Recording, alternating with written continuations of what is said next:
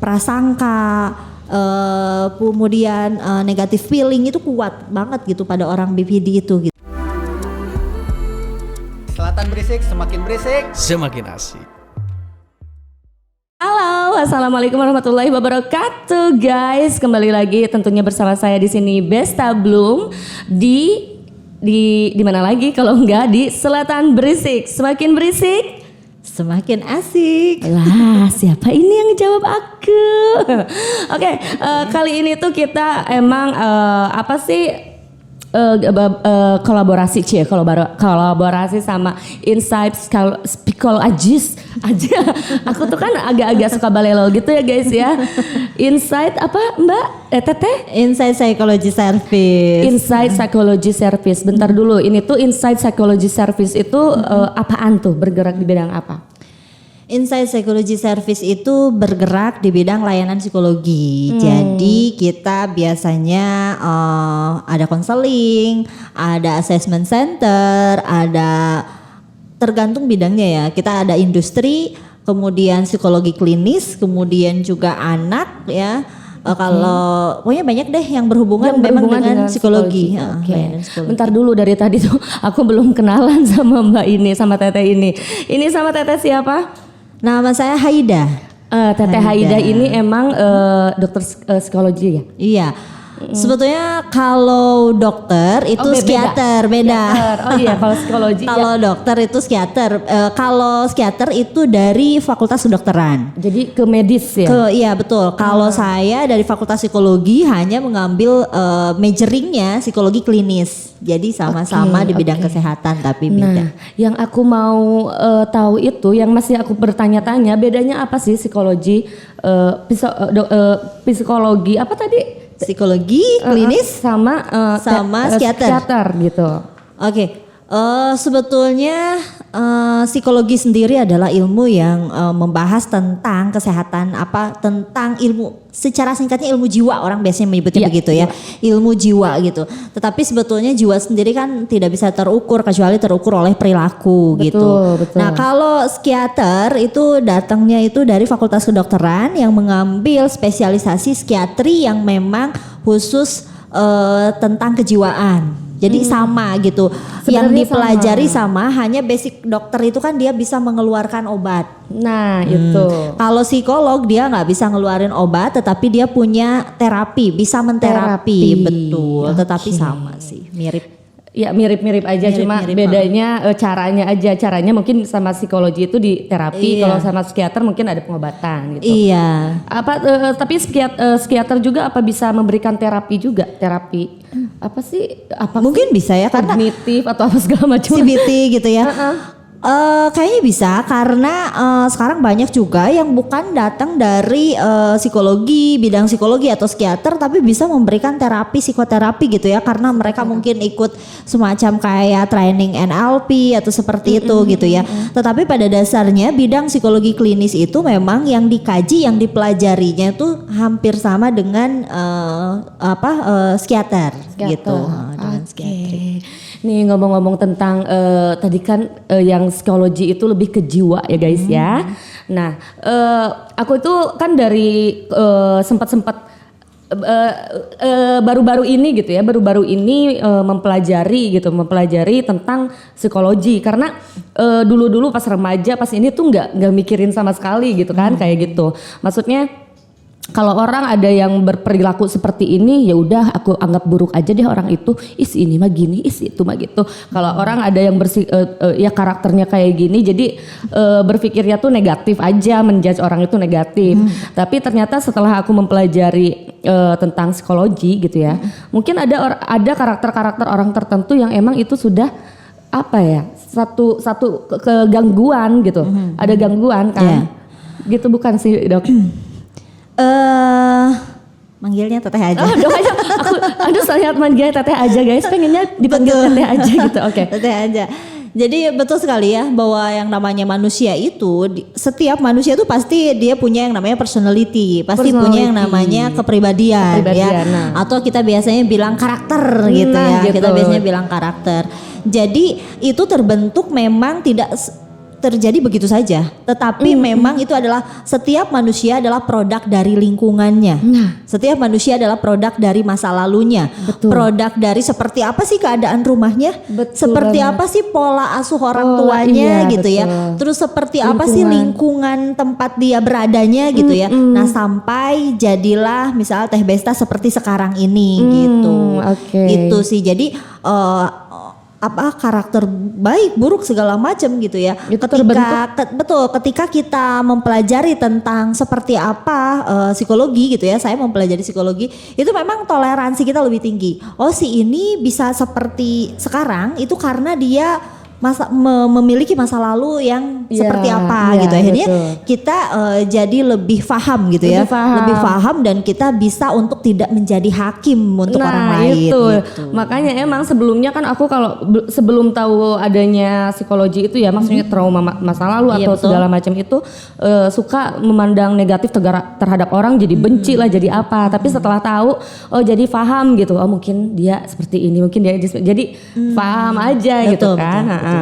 Nah, kalau ini kan aku dengar juga kalau kita itu semua orang itu terlahir tidak secara normal ya. Maksudnya dari ada orang yang terlahir secara mungkin agak sensitif ya kata-katanya, cacat gitu fisik atau kelainan apa misalkan. Ada juga nggak sih pengaruh cacat otak gitu, otak yang menyebabkan orang itu tidak memiliki apa ya.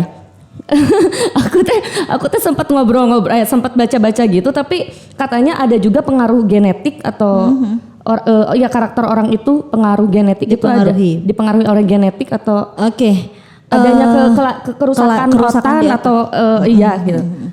Iya, betul sekali. Memang ada juga pengaruh genetik gitu ya. Seperti misalkan otak kita ini punya fungsi ya. Nah, fungsi yang memang itu fokusnya kepada emosi dan perilaku. Fungsi yang memang itu fokusnya kepada misalnya eksak gitu ya. Fungsi otak yang memang di sana dalam pengaturan numerik gitu ya, fungsi otak yang mengatur. Tapi kalau misalnya berbicara tentang psikologi, memang kita akan lebih banyak berbicara fungsi otak itu yang ada di amigdala. Itu berbicara tentang emosi dan yang berdampak mungkin kepada perilaku. Kalau tadi misalnya Teh Besta bilang bahwa mungkin gak sih kelainan di otak bisa berdampak pada kelainan perilaku? Bisa aja gitu ya. Bisa aja, seperti misalnya teman-teman hari ini saya dikasih kabar gitu ya, kita akan ngobrol tentang BPD gitu ya. Borderline personality disorder gitu ya, atau bahasa Indonesia itu gangguan kepribadian ambang gitu. Nah, itu yang aku lagi pengen tahu dan pengen konsultasi gitu. Ini kebetulan nih konsultasi gratis jadinya kan. Nah, untuk BPD sendiri atau gangguan kepribadian ambang sendiri, memang penyebabnya itu kayaknya Teh Besta ini udah baca-baca dia gitu ya. Kayaknya penyebabnya itu memang ada 3. Yang pertama adalah yang tadi, ada faktor genetik bisa jadi, ada kelainan di otak gitu ya. Di mana ada kelainan di otak yang memang terfokus fungsinya kepada emosi dan perilaku. Lalu yang kedua adalah genetik itu artinya turunan juga gitu ya. Jadi ada kelainan otak. Terus yang kedua ada genetik yang berarti turunan misalnya dari orang tuanya apa segala macam. Sebetulnya kalau kami menyebutnya sih bukan turunan ya, lebih kepada ada proses belajar.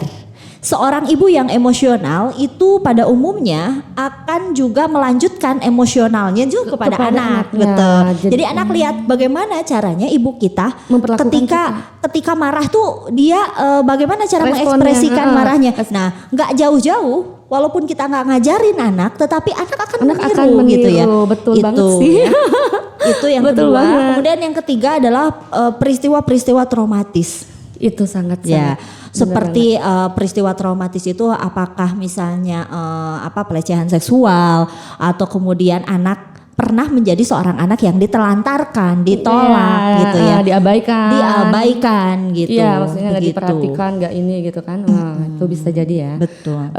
Dan sebenarnya aku kan baru-baru sekarang gitu merasakan itu, karena sebelumnya itu nggak nyadar bahwa aku itu susah buat kayak yang nggak tahu ini nggak tahu tujuan hidup kemana gitu kan, nggak tahu. Terus kadang berteman sama orang pun nggak bisa bertahan lama karena apa ya? Katanya seorang BPD itu punya black white thinking gitu kan. Iya betul. Nah, black white thinkingnya itu gimana sih maksudnya? Apakah aku juga merasakan black white thinking, cuma ya kalau ya menurut yang paham gimana itu black white thinking itu maksudnya gimana? Mungkin kita akan bahas dulu tentang personality disordernya gitu ya. Karena borderline itu sendiri adalah bagian dari personality. Jadi kepribadian orang itu kan berbeda-beda ya. Betul. Kalau kita mengenalnya, kalau ini dulu saya belajar ini dari seorang pakar namanya Milon gitu. Kalau Milon kan dia membedakannya itu ada borderline, ada kemudian narsistik, ada histrionik gitu ya, ada negativistik. Itu adalah tipikal tipe kepribadian orang. Nah, Kalau bipolar itu termasuk gangguan juga atau? Nah, bipolar adalah salah satu kepribadian, tetapi ketika jadi kepribadian dan gangguan itu seperti sebuah garis kontinum, teman-teman semuanya. Misalnya, kalau dia masih personality, artinya dia normal, terus bermasalah, dan yang ujungnya adalah disorder atau gangguan. Nah, kalau sudah gangguan itu namanya BPD. Namanya BPD. Kalau saya lihat Besta nggak gangguan. Mungkin bermasalah iya gitu ya, tetapi tidak mungkin ya belum masuk ke gangguan gitu karena cukup beda ya ketika berinteraksi itu beda gitu. Karena karakter khas dari seorang BPD itu adalah mood swing. Nah, mungkin mood swingnya ada gitu di Teh Besta mungkin ada mood swing, dan mood swingnya itu amat sangat mengganggu si mood swingnya itu. Emang bener sih sangat. Kemudian saya kalau diceritain susah gitu. Mungkin ini pandangan pertama mungkin kelihatannya aku baik gitu ya. Ya. Oke. Dan orang-orang BPD itu kan jadi seperti kita naik roller coaster gitu ya. Tapi roller coasternya itu bukan roller coaster beneran, tetapi roller coaster emosional. Nah, jadi si emosinya betul. tuh dia seperti naik roller coasternya itu emosinya gitu ya. Nah, orang BPD itu teman-teman semuanya itu dia sangat fear of abandon. Jadi dia itu sangat punya rasa takut kehilangan, takut ditinggalkan, takut diabaikan. Betul, takut diabaikan yang berdampak kepada ciri yang kedua. Ciri yang kedua itu adalah dia punya masalah dalam dalam relasi. Nah itu benar. Jadi dalam relasinya itu intens, tetapi sangat labil. Bener banget. Ya banget. Itu jadi itu yang namanya BVD. Tetapi itu mood swingnya itu kalau orang bilang apa sih bedanya sama bipolar? Beda. Kalau bipolar itu mood swing iya, tetapi mood swing itu lebih kepada jangka waktunya. Iya betul, jangka waktunya. Kalau yang BPD itu dalam 1 menit, dalam per detik pun dia bisa berubah, betul. Kalau bipolar tidak ya. Kalau bipolar itu dia itu misalnya sekarang lagi masa fasenya dan dia bisa terjadi tiba-tiba saja kalau bipolar. Tapi kalau orang BPD itu dia mendengar musik, yang musik itu tuh misal disukai oleh ayahnya dan ayahnya pernah melakukan penelantaran terhadap dia misalnya, itu jadi sudah langsung moodnya beda. Gitu. Jadi ada pencetus kalau BPD, ada pencetus di mana pencetusnya itu adalah yang mengingatkan dia kepada traumatik. Betul. Nah, kalau bipolar nggak, dia tiba-tiba ya mungkin teman-teman ya sekarang kan jadi ini ya, jadi viral sekali gitu. Orang sedikit-sedikit aku kayaknya bipolar gitu ya. Karena mereka self diagnose gitu kan. Iya, self diagnose gitu. Karena mereka nonton. Jadi banyak, dan termasuk salah satu dari BPD itu, reaksi BPD, perilaku dari BPD itu adalah mereka senang self harm. Oh, aku sih enggak, alhamdulillah. Mereka senang, dan saya pikir gitu ya, hal-hal seperti itu tuh dipelajari. Yang namanya orang bermasalah pun dipelajari. Karena sosial media sekarang yang makin benar-benar semuanya ada. Makin semuanya, ya betul. Dan orang-orang kan kalau inget bipolar, coba orang-orang langsung ingetnya Marsanda kayak gitu kan. Jadinya berasa gaya gitu ya. Padahal enggak gitu. Maksud saya itu tuh sebuah gangguan, teman-teman. Iya, gitu. betul, Jangan merasa bergengsi dengan gangguan seperti itu gitu. Nah, itu ya. Jadi orang-orang kan kalau kayak orang bipolar, BPD itu merasa dirinya adalah yang paling menderita, yang paling merana gitu, yang paling Jadi bipolar itu sebenarnya hampir sama ya kayak BPD ya.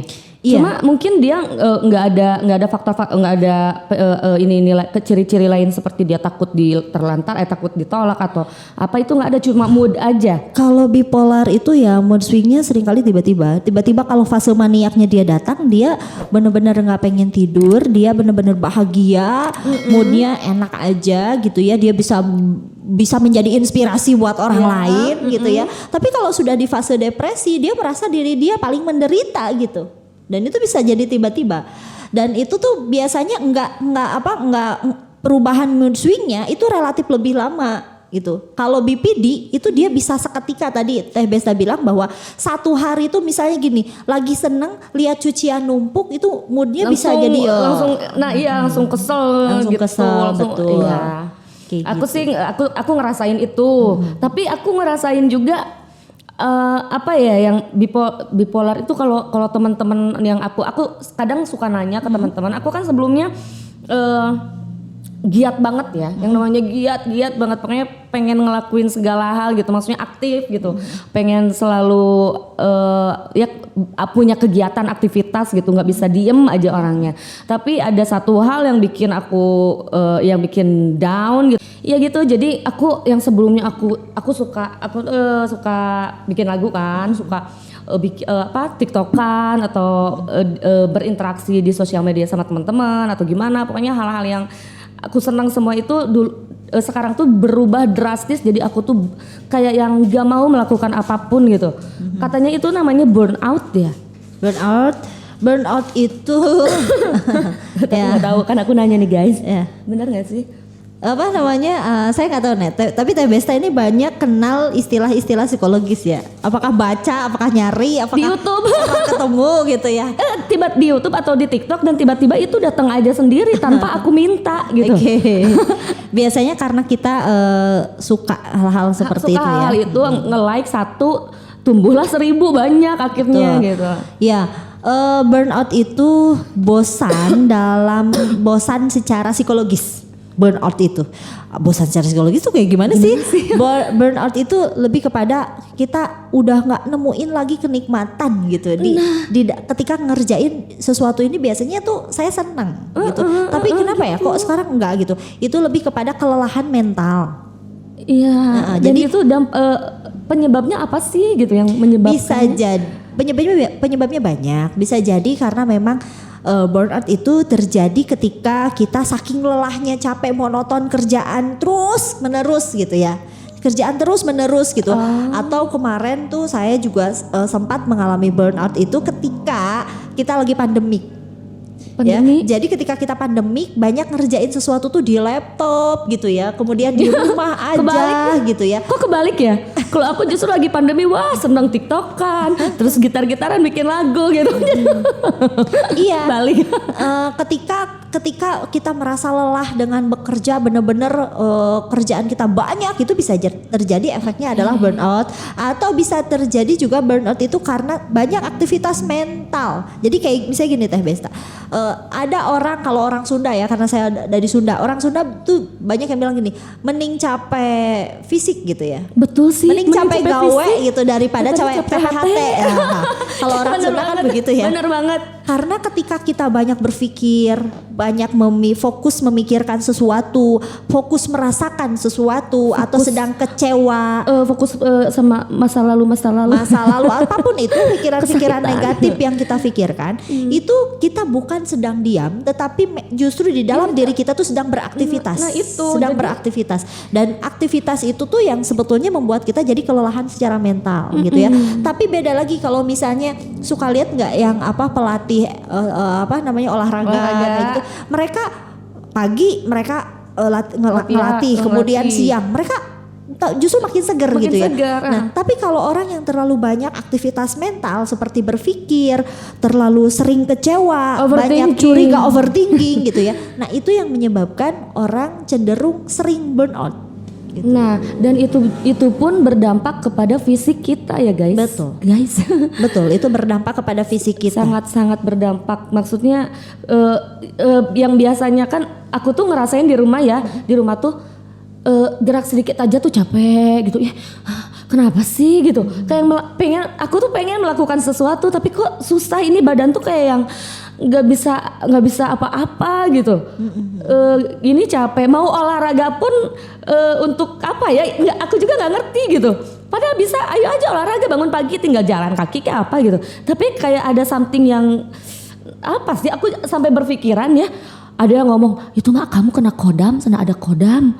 Ada kadek sana eta mah ya ada orang yang menganggap aku emang harus ke psikiater, ada orang yang menganggap kamu awas itu kamu lagi digangguin sihir atau apa. Jadi itu tuh overthinking maksudnya kan. Jadi ya gimana ya kalau gitu? Sebetulnya ketika itu terjadi, jadi intinya sih seperti ini.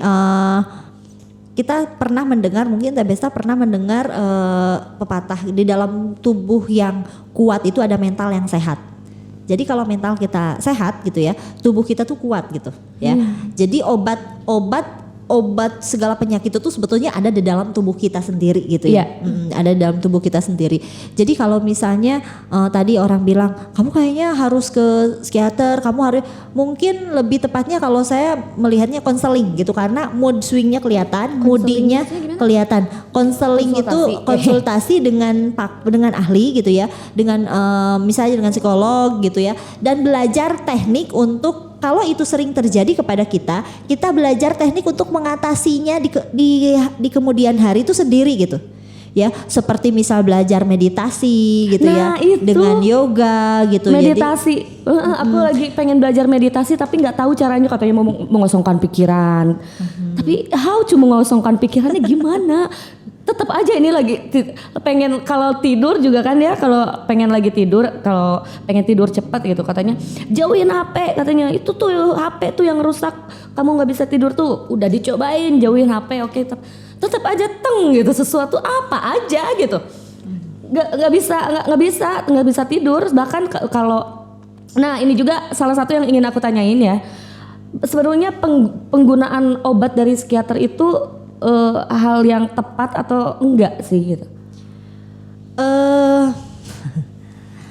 Penggunaan obat itu kalau saya pribadi lebih menyarankan ketika masih bisa dihandle dengan konseling atau psikoterapi, lebih baik konseling dan psikoterapi, tidak dengan penggunaan obat. Karena ini biasanya, tapi ada juga beberapa orang, saya pernah dapat pasien yang dia BPD tetapi dia lepas obat gitu ya. Jadi malah dikasih obat sama psikiater itu, dia ketika saya tanya kamu ngerasa dampaknya nggak ngerasa apapun, jadi benar-benar lepas itu. Nah tetapi kebanyakan ketika seorang BPD atau misalnya gangguan-gangguan yang lain gitu, udah dia kenal obat itu susah lepas.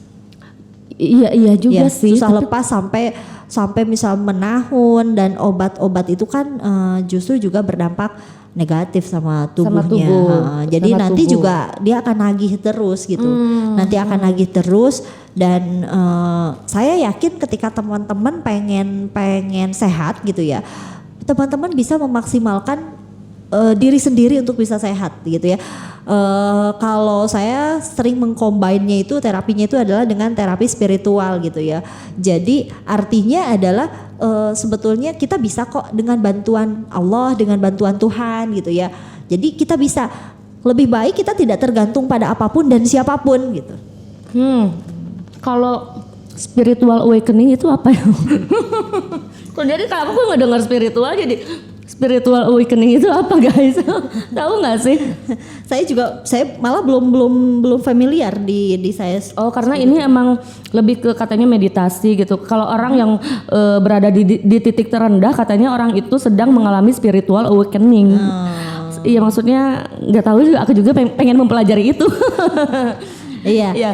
Jadi nyambung lagi nih dari tadi yang udah kita obrolin. Itu kan tadi kita kembali lagi ke BPD ya guys ya, borderline personality disorder. Itu kan kepribadian ambang, katanya di mana orang itu kayak terombang-ambing. Iya, maksudnya mentalnya itu kayak emosinya itu kayak terombang-ambing di lautan gitu kan. Ya, dia bakalan menjangkau apapun yang di dekat dia. Dan katanya ini aku cuma dengar si BPD ini katanya gampang tergantung sama orang, gampang menggantungkan diri sama orang, itu benar nggak sih? Gampang menggantungkan diri sama orang, lebih jelasnya gampang menggantungkan diri sama orang, tetapi gampang juga dia menghindari orang.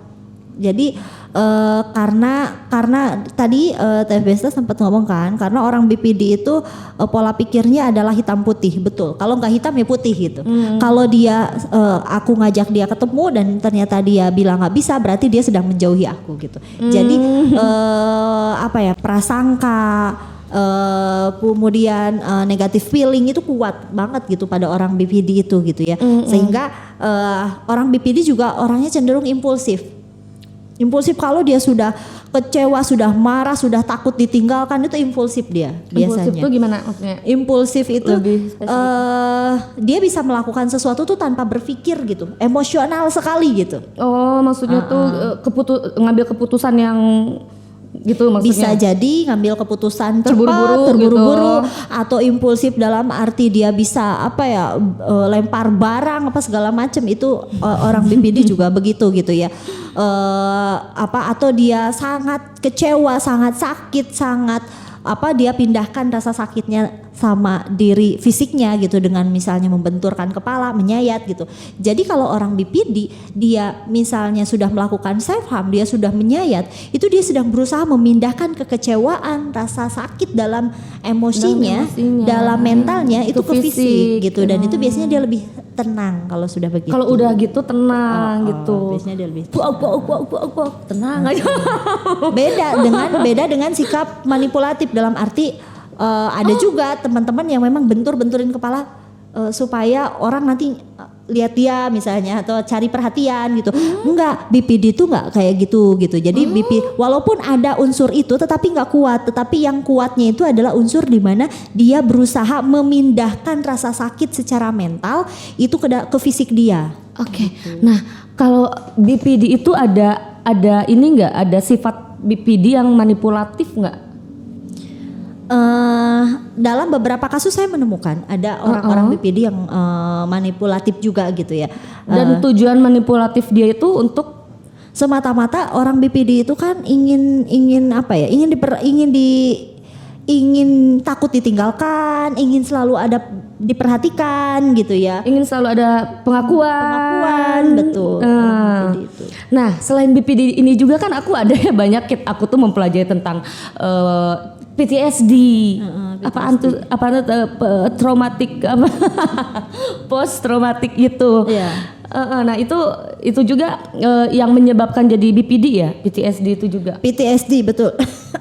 Tidak semua PTSD akan lari ke BPD, tetapi ada BPD yang berasal dari PTSD. Kayak gitu. Jadi kalau karena jelas salah satu penyebab dari BPD itu adalah situasi traumatik, pernah mengalami situasi traumatik seperti misalnya nih Teh Besta nih dimarahin habis-habisan kasar misalnya oleh significant person, biasa jadi ayah, bisa jadi siapapun itu di depan orang banyak atau pasangan di depan orang banyak, sampai itu tuh benar-benar jadi situasi yang sangat membuat trauma itu gitu ya. Sehingga Teh Besta di kemudian hari itu selalu takut dengan yang namanya penolakan gitu, selalu takut.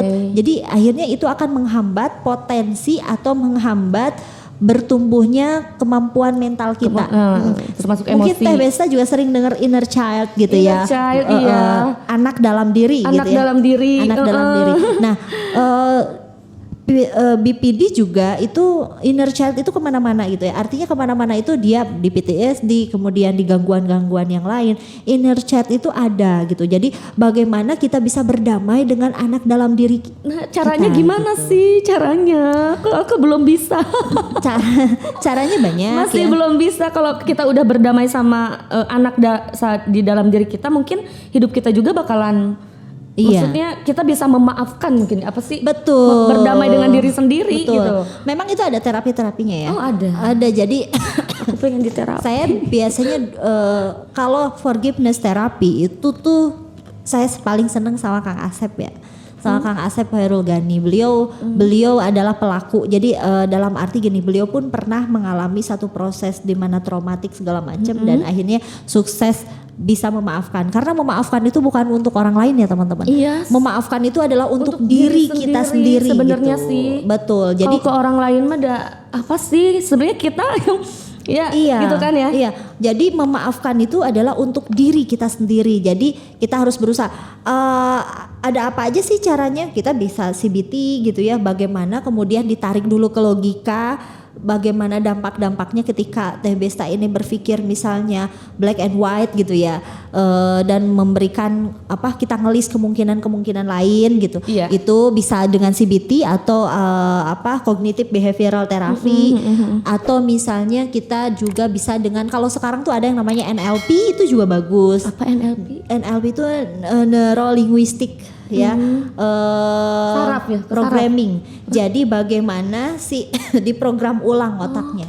Aduh pengen dong gue di program ulang ini, kayaknya otak itu, gue udah. Tapi saya tidak terlalu paham ya dengan NLP. Tapi banyak pakarnya. Saya punya sahabat saya pakar NLP juga, itu bagus gitu ya. Jadi nanti bisa diterapi gitu. Itu bagaimana tidak suka matematika jadi suka matematika misalnya gitu ya. Dengan NLP itu biasanya bisa. Aku nggak suka kopi jadi suka kopi bisa gitu.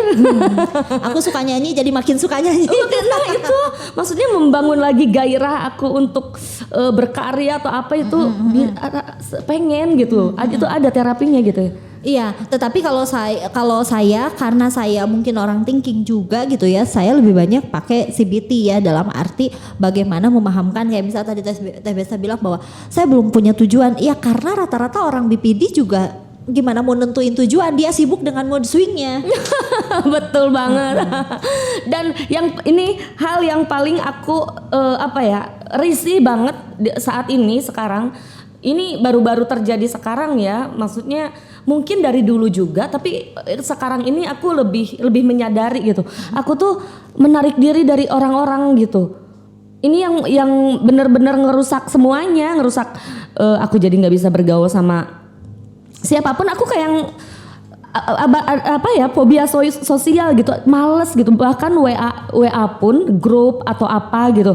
Aku tuh bahkan aku arsip semua grup sekolah anak, grup keluarga, grup banyak guys, grup yang menurut aku tuh sebenarnya cuma apa sih di situ kan say hi gitu kan. Kalau di keluarga mungkin ya si ini ulang tahun happy birthday ya atau apa gitu.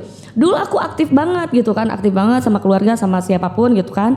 Tapi kesini aku tuh jadi takut banget gitu bersosialisasi tuh takut gitu. Itu kenapa ya?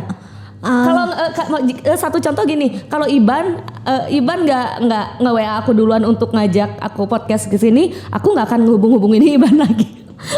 Dan Iban pun dia nge-WA tanggal 16 gitu ya.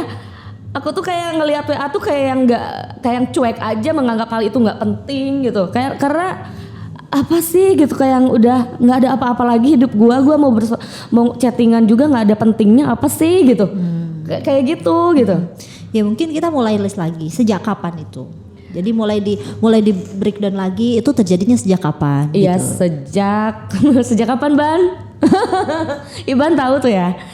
Sejak ya maksudnya aku pernah ya nggak apa-apa terbuka ya guys ya, aku pernah buka sesuatu, mau buka usaha ceritanya, cuma tidak ada kesamaan paham, maksudnya enggak planning yang aku ini enggak sepaham lah sama seseorang misalkan atau gimana sampai akhirnya ya nggak jadi gitu. Cuman akhirnya aku banyak aturan yang sebenarnya gimana ya yang sebenarnya di dalam dunia entertain tuh seharusnya kita bebas bersosialisasi, kita harus punya network banyak kan.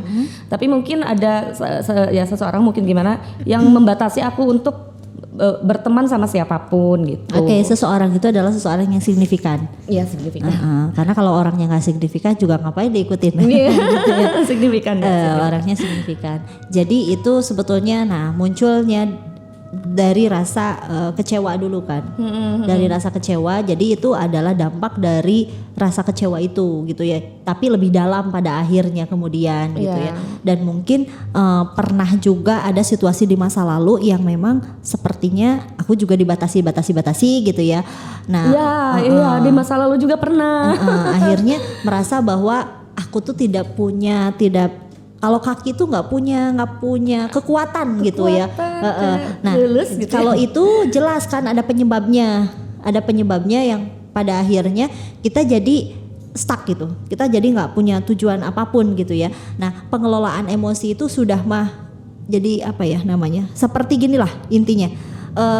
Saya kasih contohnya teman-teman, udang itu bahaya nggak? Udang kan nggak bahaya, tetapi udang menjadi bahaya untuk orang-orang yang punya alergi, bahkan bisa menyebabkan kematian kayak gitu ya udang. Nah artinya gitu saya sendiri nggak bahaya dong ketika saya makan udang karena saya nggak ada alergi. Gak ada alergi. Ketika saya diberikan batasan, diberikan kamu tahu nggak bahwa ini berusaha diprovokasi sama orang, tapi saya nggak alergi terhadap situasi itu.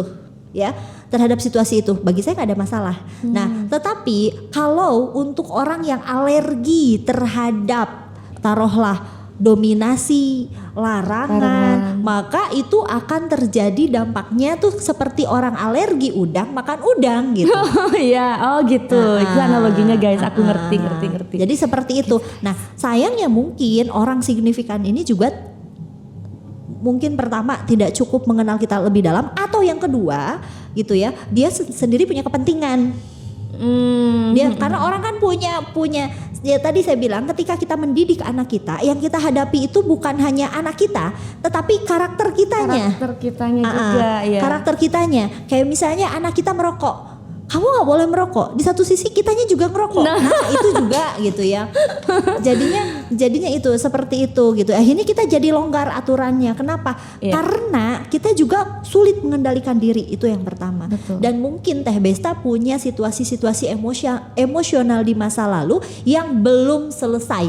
Mungkin teman-teman pernah mendengar istilah belum selesai dengan dirinya.